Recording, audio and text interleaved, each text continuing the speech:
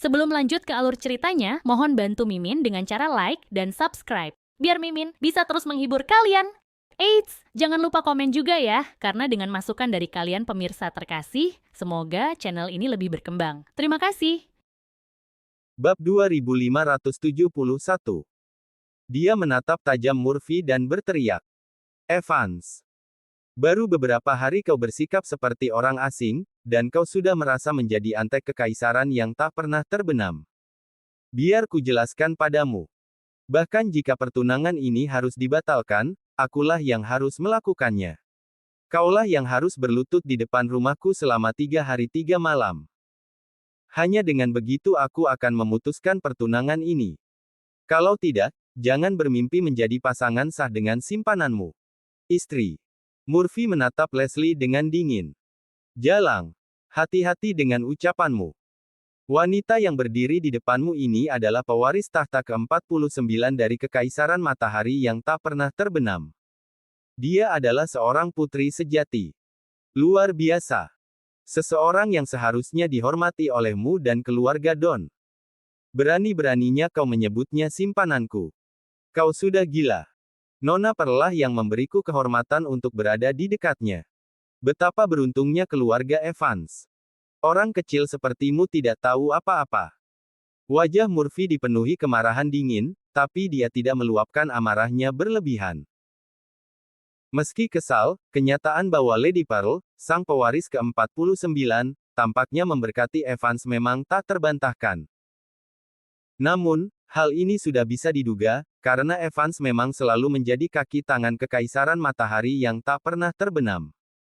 Sekarang tuan mereka menunjukkan penghargaan, wajar saja mereka sangat senang.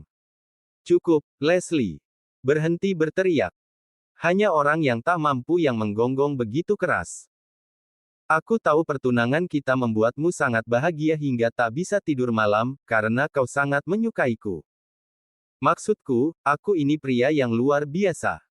Wajar saja kalau kau sangat senang. Sayangnya, sekarang aku bersama Lady Pearl tercintaku. Dan dia membenci kelakuan bejatmu. Kau tidak pantas menjadi pacarku, Leslie. Tatapan Murphy semakin dingin. Sekarang, bawa bocah cantikmu dan berlututlah di depan gerbangku. Berhentilah keras kepala. Cepat berlutut. Aku akan mempertimbangkan untuk memberimu kebebasan. Terlepas dari ocehan Murphy, dia cukup kesal dengan perubahan ini. Bagaimanapun, Leslie adalah wanita cantik dengan tubuh yang menggoda. Tapi karena Sharon Pearl sangat membenci Leslie, dia tidak punya pilihan selain mengabaikannya.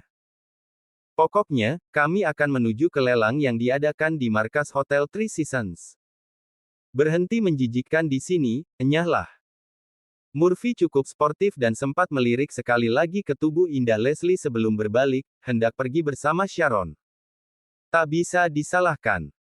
Menjadi bangsawan Kekaisaran Matahari yang tak pernah terbenam dan mendapat kesempatan mewarisi tahta adalah impian terbesarnya. Meskipun ia jauh dari layak untuk mewarisinya, dia tetap merasa sangat senang. Harvey menyipitkan mata menatap Murphy. Tak bisa menahan diri, dia mencibir dingin. Hei, Evans. Apa kau tidak sadar mulutmu bau? Wajah Murphy langsung berubah marah mendengar hinaan Harvey. Namun Leslie tidak ingin Harvey terlibat masalah. Dia segera menarik Harvey dan cepat menasihatinya. Tuan Muda York, sudahlah. Tak perlu menganggap serius pria seperti dia. Nanti dia yang akan memohon padaku. Melihat sikap tegas Leslie, Harvey tak berkata apa-apa lagi setelah itu. Bagaimanapun, ini adalah masalah pribadi. Tak ada gunanya dia ikut campur terlalu jauh. Tak disangka, penyebutan nama Harvey membuat Murphy sedikit tercengang. Tanpa berpikir, dia berkata, "Tunggu. Apakah kau pria kasar yang bersikap tidak sopan di Hong Kong dengan anggapan keliru bahwa keluarga Don akan mendukungmu? Apakah kau Harvey? Pria simpanan?" Harvey menatap Murphy dengan tatapan santai dan tidak terkesan. Dia tidak yakin mengapa Murphy memanggilnya seperti itu. "Bukankah kau pria simpanan?" Murphy menatap Harvey dengan pandangan penuh hinaan. Bab 2572.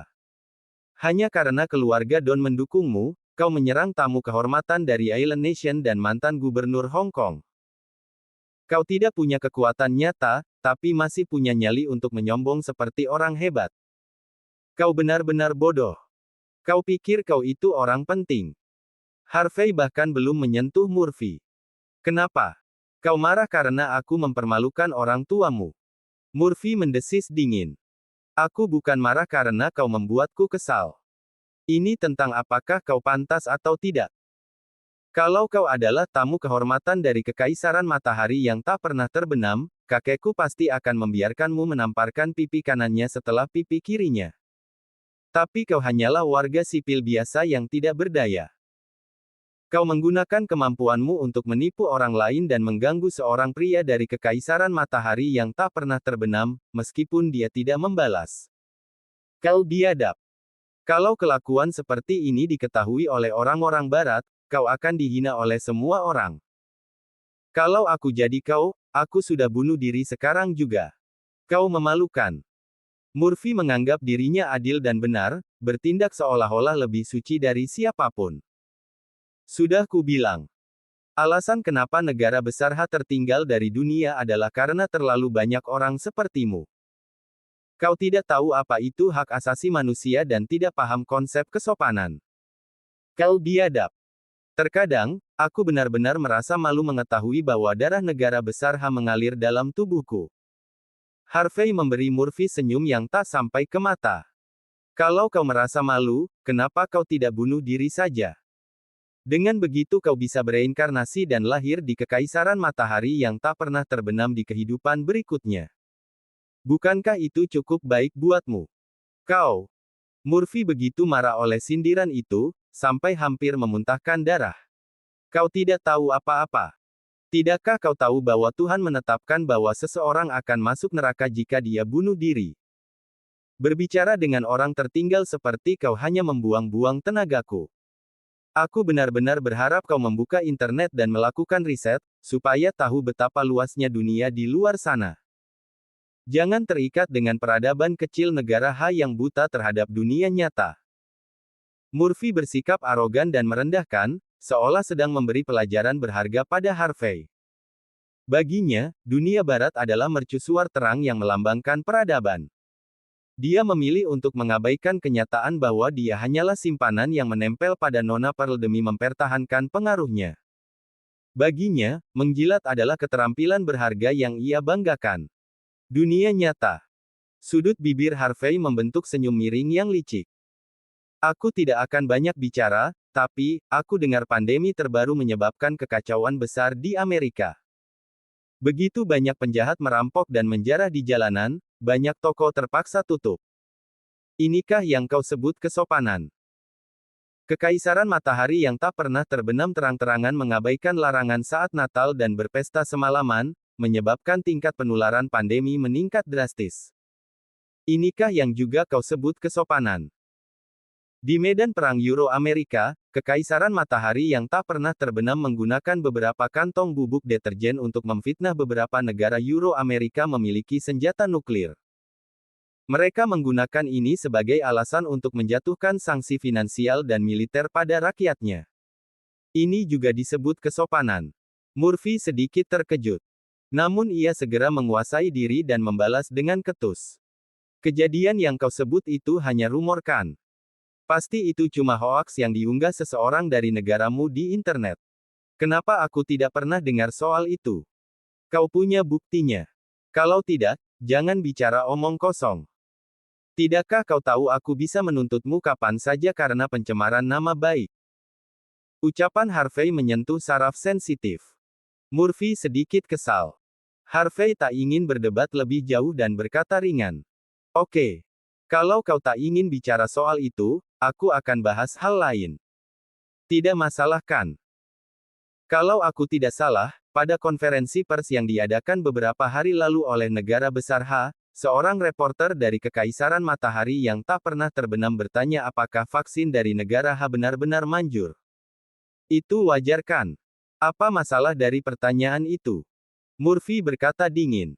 Bagaimana mungkin negara besar bisa menciptakan vaksin? Itu cuma menipu diri sendiri. Menipu diri sendiri. Harvey mengulang tanpa ekspresi. Kalau begitu, kau tahu apa yang dilakukan reporter itu sebelum bertanya. Bab 2573. Dia lari untuk meminta vaksin dan mendapatkannya. Dia berhasil mendapatkan vaksin yang diproduksi oleh negara besar H dan setelah itu, dia malah meragukan efektivitas vaksin tersebut. Betapa memalukan dan bermuka dua. Apakah ini yang kalian sebut kesopanan? Kau. Murphy gemetar karena marah. Kejadian yang disebutkan Harvey memang benar-benar pernah terjadi, dan kemudian menjadi bahan tertawaan internasional. Harvey melanjutkan dengan tenang. Jika tak tahu berterima kasih, tak tahu malu, dan munafik adalah hal biasa di dunia barat, maka kami, negara besar H, tidak tertarik dengan kesopanan semacam itu. Peradaban negara besar H telah bertahan selama lebih dari 5 milenia. Itu memiliki sejarah panjang, luas, dan mendalam yang menekankan nilai-nilai seperti kasih sayang, kebutuhan masyarakat, niat baik, kebenaran, kejujuran, keadilan, perdamaian, ketekunan, pengabdian, mendorong perbuatan baik, membantu yang miskin, keberanian untuk keadilan, mengembangkan kebaikan yang kuat. Semua itu menjadi ikon peradaban. Inilah arti sejati dari peradaban. Kau benar-benar tak tahu malu karena tetap bahagia meski hidup dari belas kasihan orang lain, hanya agar kau bisa berpura-pura menjadi orang asing.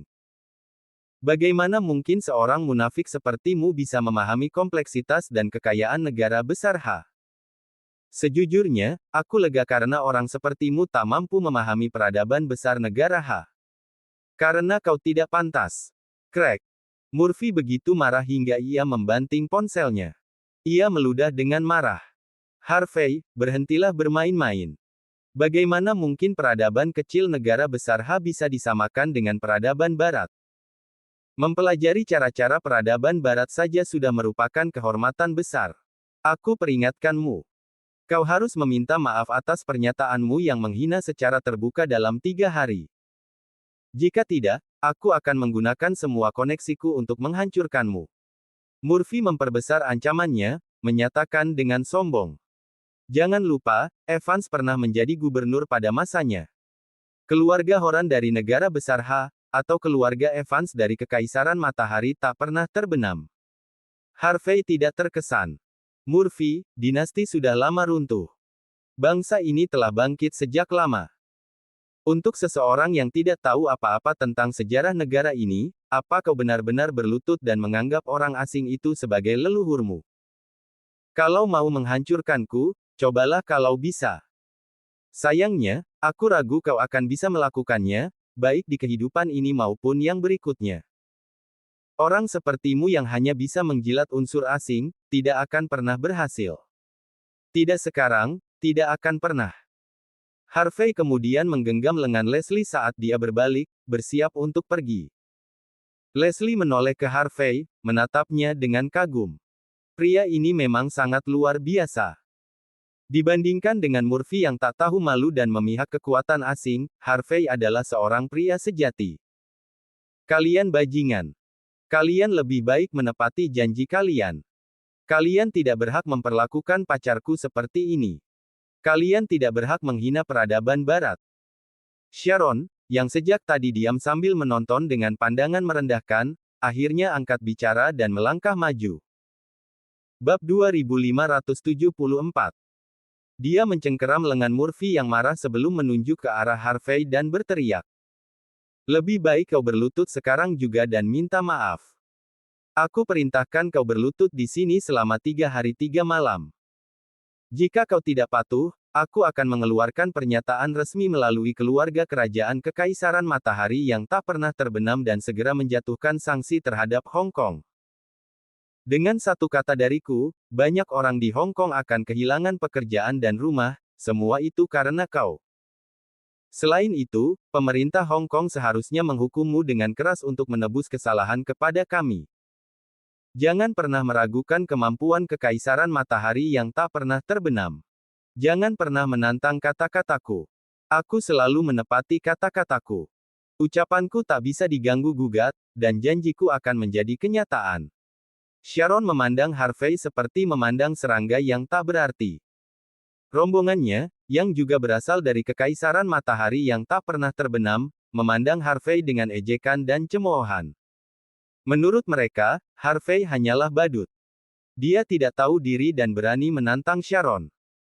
Meskipun dia mungkin punya sedikit kemampuan di negara besar dia bukan apa-apa dibandingkan keluarga kerajaan Kekaisaran Matahari yang tak pernah terbenam.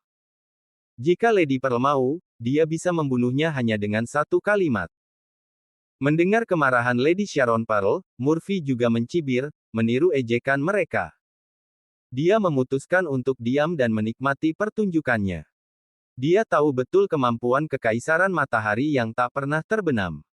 Jadi, dia juga tahu bahwa begitu Sharon berbicara, nasib Harvey sudah tamat. Kali ini, dia tak perlu repot-repot menghancurkan si idiot yang berani menyinggung keluarga Evans. Harvey menatap Sharon yang angkuh, tanpa ekspresi, dan tetap tenang. Tatapannya menyiratkan bahaya yang mengerikan. Sharon merasakan bulu kuduknya merinding ketika merasakan tatapan Harvey. Namun, statusnya sebagai bangsawan keluarga kerajaan mengalahkan rasa takut itu dan dia mengusirnya. Apa maksud tatapan itu? Berani sekali kau menatapku dengan mata menyeramkanmu itu. Sharon meludah, kata-katanya penuh racun. Apa kau ingin aku mencungkil matamu? Atau kau tidak mengerti kata-kataku? Harvey tidak takut. Dengan dingin dan tenang seperti biasa, dia mencibir. Nyonya Kekaisaran Matahari yang tak pernah terbenam. Pewaris ke-49. Luar biasa. Hebat. Sharon menjadi semakin sombong karena perkataannya sendiri. Dia berkata dengan angkuh. Ya, keluarga kerajaan Kekaisaran Matahari yang tak pernah terbenam memang luar biasa. Aku, pewaris ke-49 tahta, bahkan lebih hebat lagi. Kenapa? Kau hanyalah orang bodoh biasa. Tapi kau berani bermimpi menyerangku. Ayo. Aku berdiri di sini. Kalau kau punya nyali, lakukan saja. Kalau kau bisa melukaiku, aku akan berlutut dan merangkak seperti anjing. Cek-cek. Memalukan. Kau pikir kau siapa di hadapanku? Harvey mengeluarkan ponselnya, tetap tenang. Kemudian dia menatap Sharon dan berkata dengan malas. Karena kau sudah memohon padaku, bukankah akan tidak sopan kalau aku menolak? Dia menggulir ponselnya dan menemukan nomor yang sudah lama tak ia hubungi. Lalu dia menelepon.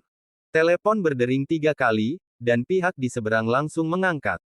Suara wanita yang indah terdengar, dengan nada penuh kejutan menyenangkan. York sayang, akhirnya kamu meneleponku. Apakah kamu menerima lamaran pernikahanku? Victoria. Kata Harvey, nada bicaranya datar.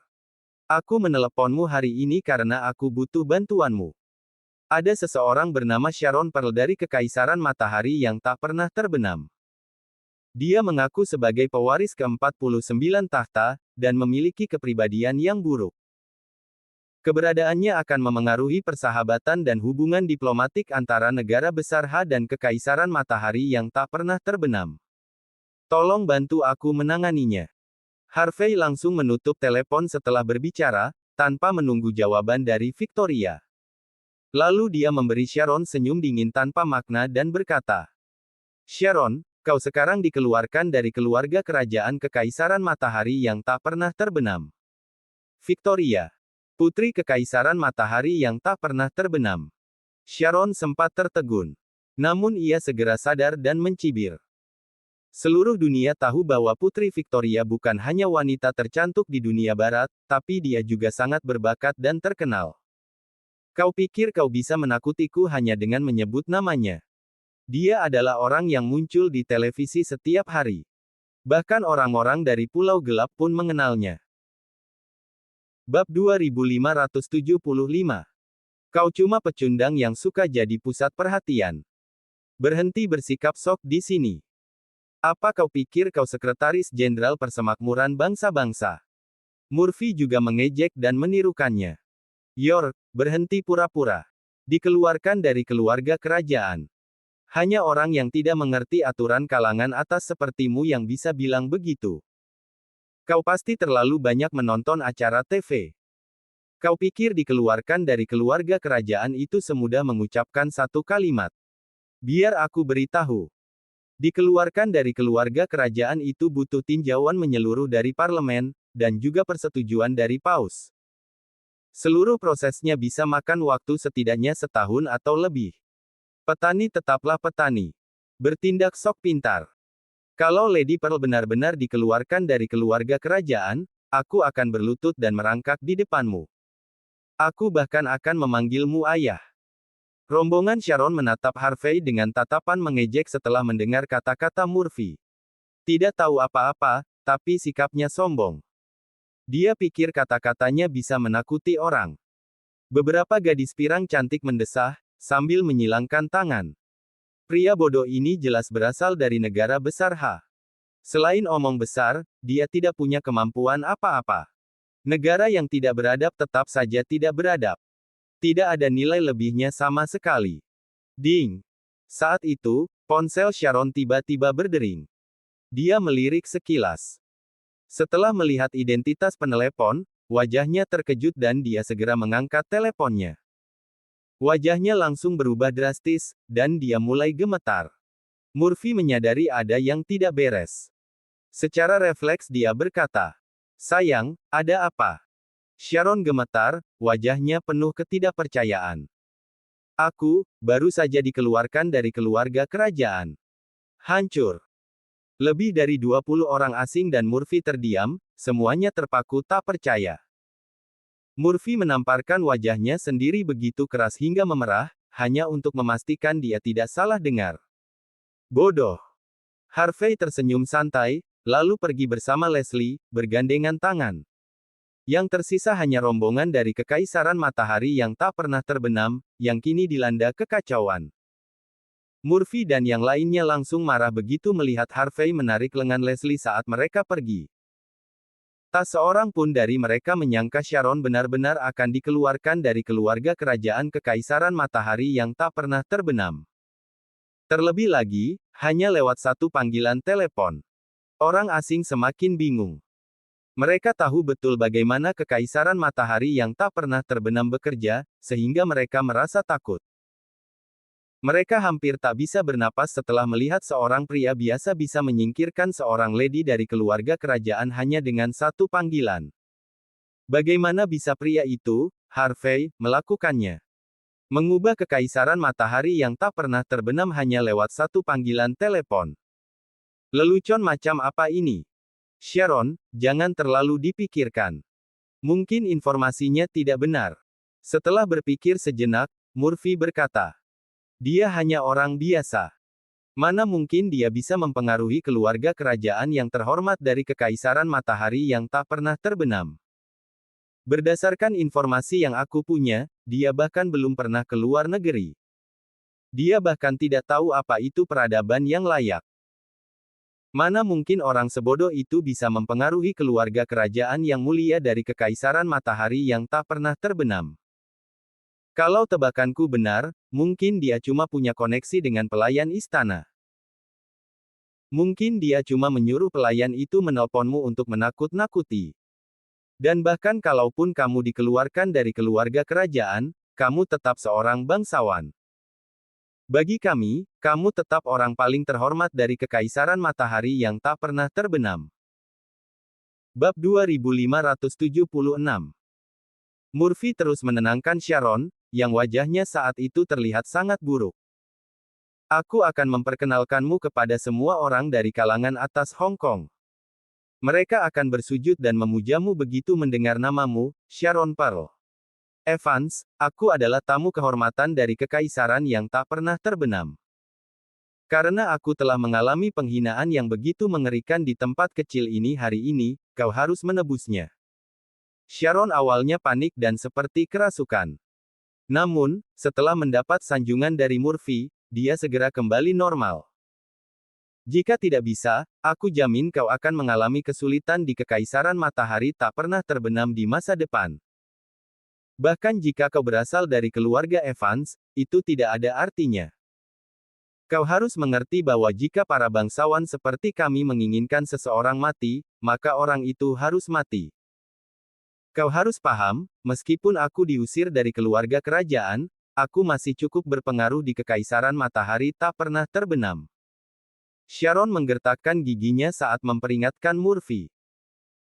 Meskipun dia bukan lagi Lady Pearl yang dihormati oleh kerajaan, dia masih bisa menggunakan kekuasaan dan koneksinya untuk melakukan apapun yang dia inginkan di Kekaisaran Matahari yang tak pernah terbenam. Murphy sangat memahami watak Sharon. Ia berkata lembut. Sharon, tenang saja. Aku tidak akan membiarkan insiden buruk hari ini berlalu begitu saja. Aku akan membalaskan dendammu. Harvey pernah melakukan hal serupa di Hong Kong, tapi Murphy dan Sharon tidak mengetahuinya. Pengusiran Sharon dari keluarga kerajaan memang mengejutkan, tapi Murphy tetap meremehkan Harvey bahkan setelah keterkejutannya mereda. Murphy adalah seseorang yang akan menetap di dunia barat yang beradab. Bagaimana mungkin orang sehebat dia tinggal di tempat kecil seperti Hong Kong? Sekalipun Harvey punya kemampuan, apa bedanya?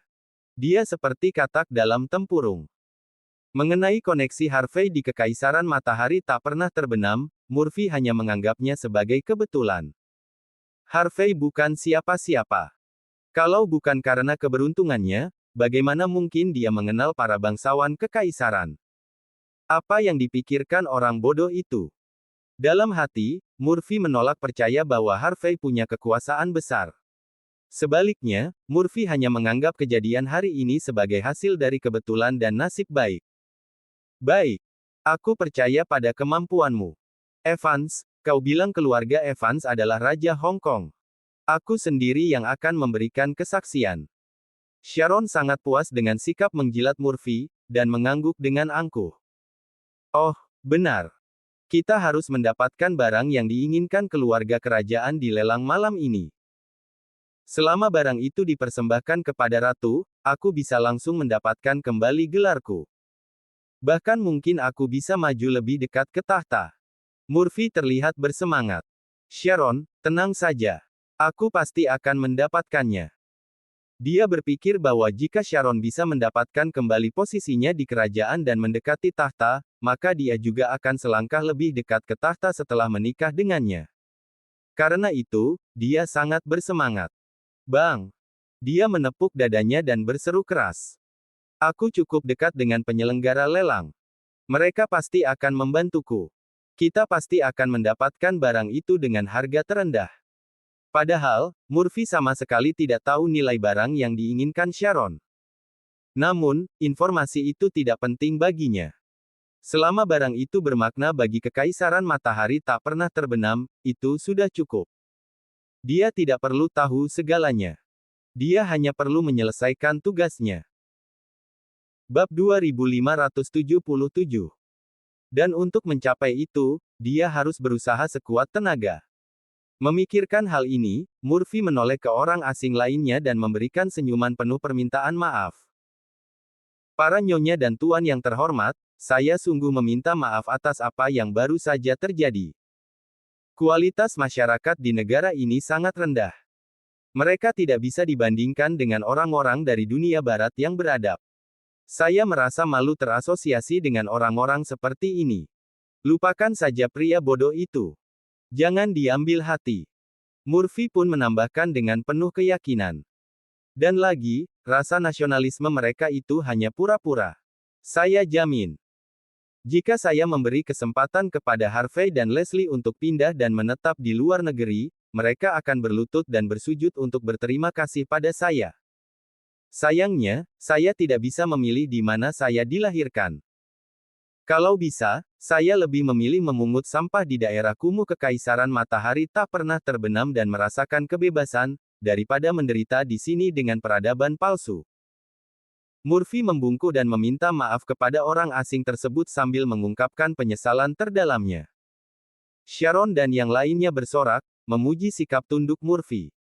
Mereka sangat puas dengan bawahan seperti dia, yang terus-menerus menjilat. Setengah jam kemudian, Harvey dan Leslie tiba di Hotel Three Seasons. Namun, Leslie masih marah. Bagaimanapun juga, Murphy sudah kelewat batas. Jika masalah ini tidak ditangani dengan benar, keluarga Don akan menjadi bahan tertawaan di Hong Kong. Memikirkan hal ini, Leslie berdiri dan berkata, Tuan Muda York, kamu sebaiknya istirahat dulu. Aku harus pergi ke pelelangan sebentar lagi. Terima kasih atas apa yang kamu lakukan di bandara. Aku sangat berterima kasih karena kamu tidak membiarkan bajingan-bajingan itu mempermalukan keluarga Don. Tapi lain kali, aku akan menuntut keadilan sendiri. Harvey tak bisa menahan kekagumannya setelah mendengar pernyataan berani itu. Banyak wanita biasanya akan menangis ketika menghadapi situasi buruk. Namun, Leslie memilih untuk menghadapinya secara langsung. Harvey mengangguk. Namun, dia cukup bingung dengan kata-katanya. Pelelangan. Pelelangan apa? Leslie menjawab. Ini adalah pelelangan yang diadakan di lantai paling atas Hotel Three Seasons. Penyelenggara pelelangan adalah kuil 5 kebajikan yang legendaris. Kamu pasti pernah mendengarnya. Ada alasan lain mengapa Murphy tiba-tiba kembali. Pasti karena pelelangan yang diselenggarakan oleh kuil 5 kebajikan ini. Pelelangan ini diadakan secara berkala.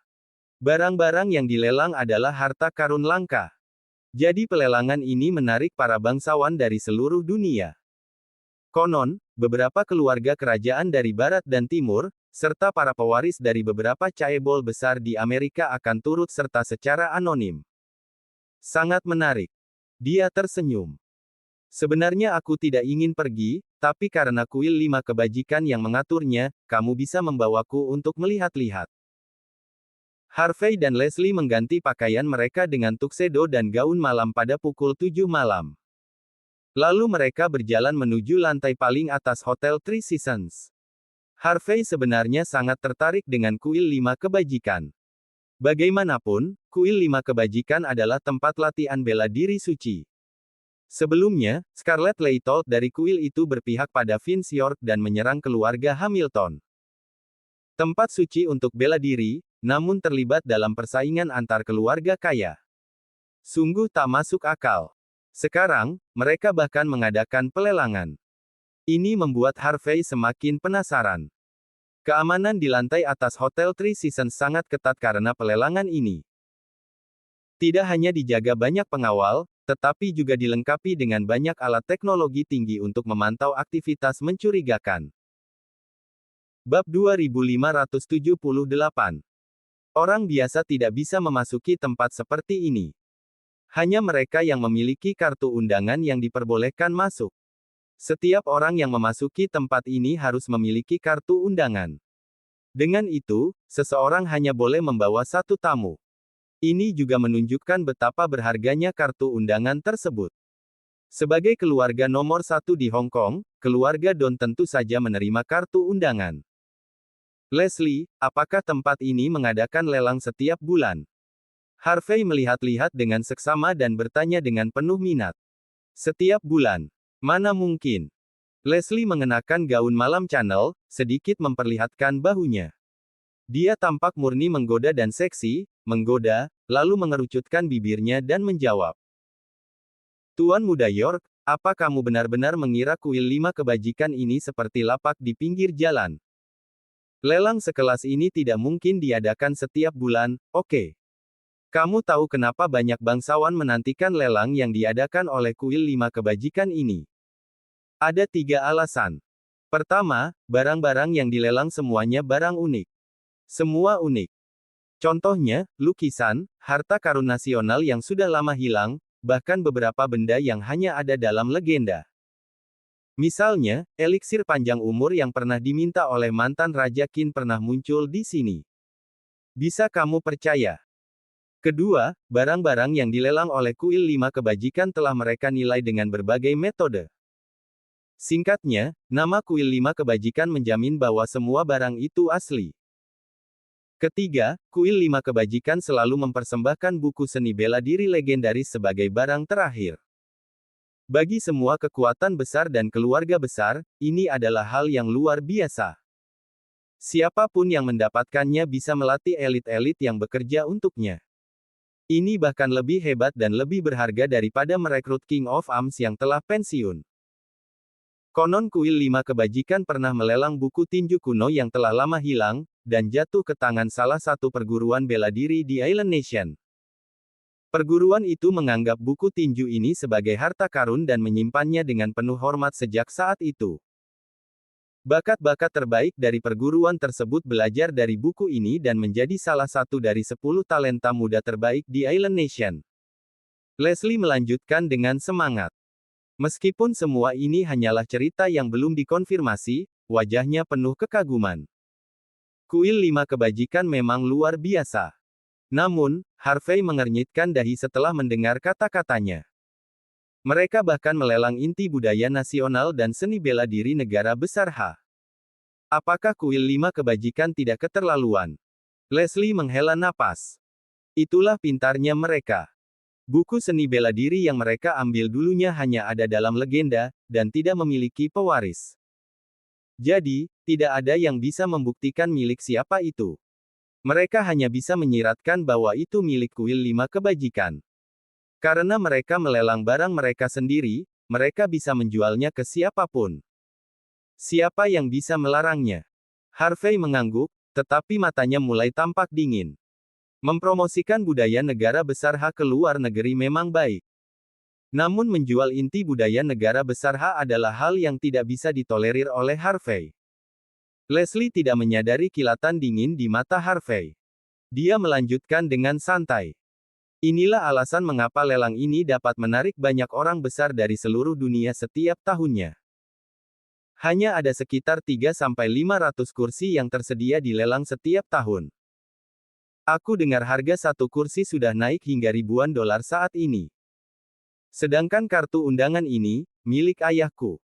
Tanpa dia, aku tidak akan pernah bisa mendapatkannya. Wajah Harvey kembali normal. Dia mengangguk, menyipitkan mata untuk melihat ke depan, dan berkata, "Sepertinya Sharon juga kembali karena lelang ini. Hanya saja, aku tidak tahu apa yang dia incar." Leslie juga mengernyitkan dahi dan mengikuti arah pandangan Harvey setelah mendengar kata-katanya. Wajahnya yang sebelumnya bersemangat langsung berubah dingin. Bab 2579. Murphy dan Sharon terlihat di sana, berbicara dengan riang sambil bergandengan tangan. Mereka tampak sangat bahagia. Siapapun bisa langsung tahu kalau mereka adalah sepasang kekasih. Banyak tokoh penting dari kalangan atas Hong Kong juga melihat ini dan menunjukkan senyum penuh makna. Lingkaran sosial di Hong Kong tidak begitu besar, jadi semua orang tahu bahwa Leslie dan Murphy sudah bertunangan. Namun, Murphy justru bersikap mesra dengan wanita pirang di depan wajah Leslie pada saat ini, itu artinya ia secara terbuka mengabaikan dan mempermalukan keluarga Don. Sebagai gubernur Hong Kong saat ini, keluarga Don tidak bisa berbuat apa-apa terhadap mantan gubernur Hong Kong, yaitu keluarga Evans. Jika kabar ini tersebar, keluarga Don kemungkinan besar akan mendapat banyak kritikan. Status mereka di Hong Kong pasti akan anjlok. Wajah Leslie sempat berubah, namun ia cepat kembali tenang. Ia tahu betul seberapa besar pengaruh dari kejadian ini. Tapi ia juga sadar bahwa jika ia maju dan marah secara terbuka, dirinya hanya akan menjadi bahan tertawaan. Keluarga Don akan semakin dipermalukan.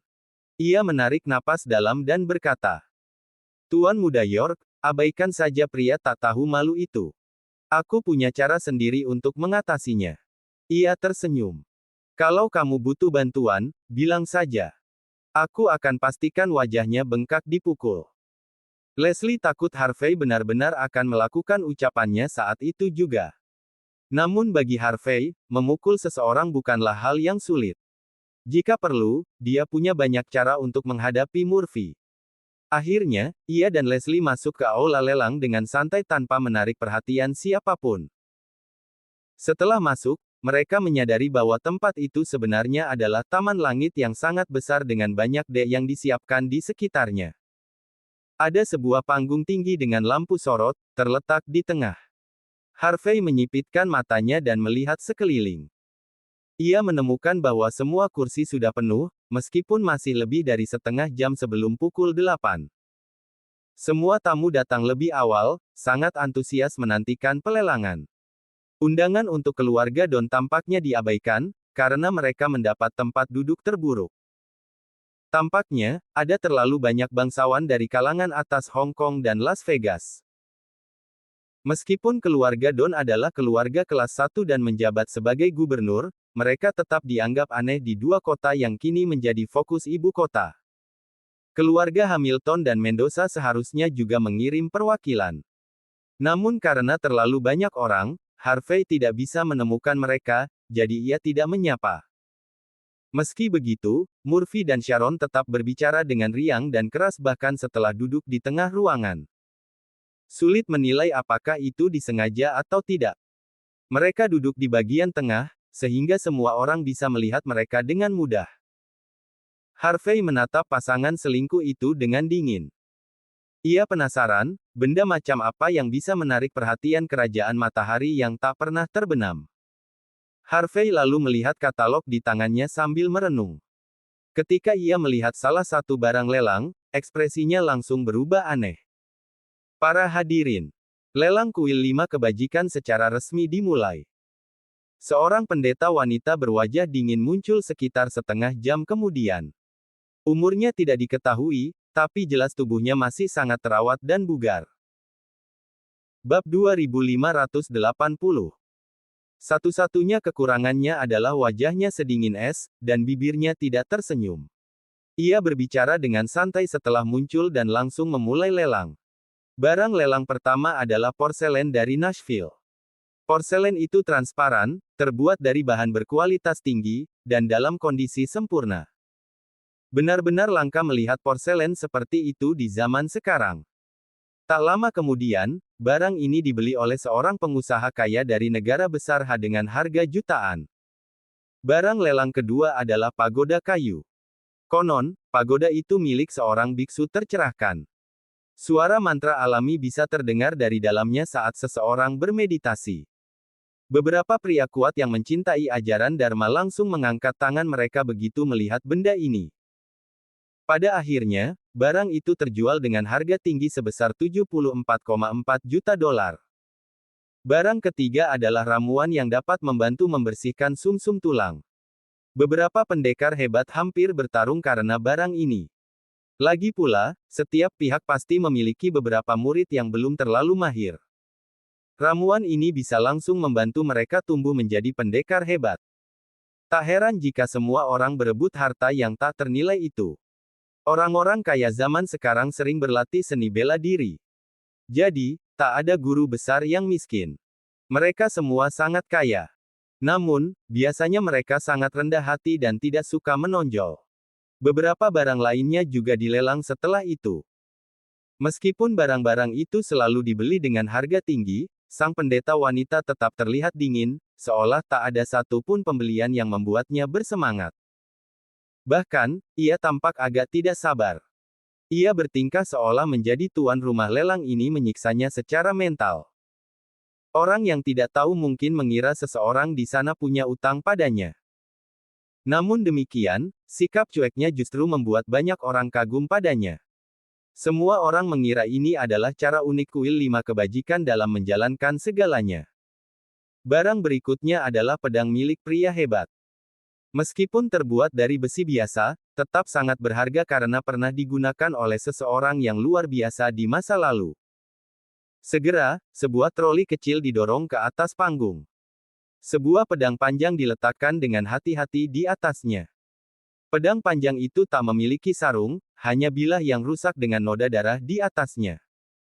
Diduga, pedang ini digunakan oleh dewa perang di medan pertempuran. Semua orang bisa melihat semangat membara dan jejak pembunuhan dari pedang itu. Harvey mengusap alisnya, tak bisa berkata-kata. Ia tidak salah lihat. Ini adalah pedang panjang yang ia gunakan saat bertempur di medan perang selama Perang Euro-Amerika. Saat ini, tak ada yang bisa mengenali siapa pemilik asli pedang itu. Bentuknya terlihat lusuh, dan sepertinya tidak punya nilai koleksi yang tinggi juga. Setelah dilihat lebih dekat, banyak pelanggan kaya merasa bahwa pedang panjang itu tak layak untuk dilelang. Terlebih lagi, harga awalnya adalah 1,5 juta dolar. Saat itu juga, Harvey bisa merasakan Sharon gemetar di kursinya. Dia menatap pedang panjang itu dengan pandangan penuh semangat, seolah sedang melihat ayah kandungnya. Harvey langsung mengerti, dia tahu persis milik siapa pedang panjang itu. Pada akhirnya, itu wajar. Jika orang-orang tahu bahwa legenda hidup dari negara H pernah menggunakan pedang ini, tak terhitung banyaknya orang akan melakukan segala cara untuk memilikinya. Akan lebih baik jika pedang itu tidak jatuh ke tangan orang lain. Tanpa ragu, Harvey menepuk bahu Leslie. Kita beli ini. Leslie menatap Harvey dengan rasa penasaran. Dia tidak tahu kenapa Harvey menginginkan barang itu, tapi dia langsung mengangkat tokennya. 150 juta dolar. Suasana santai langsung membeku. Banyak pelanggan saling bertukar pandang dengan ragu. Mereka tidak mengerti kenapa seseorang mau membayar harga setinggi itu untuk sebuah pedang panjang yang rusak. Bagaimanapun juga, ini soal 150 juta dolar.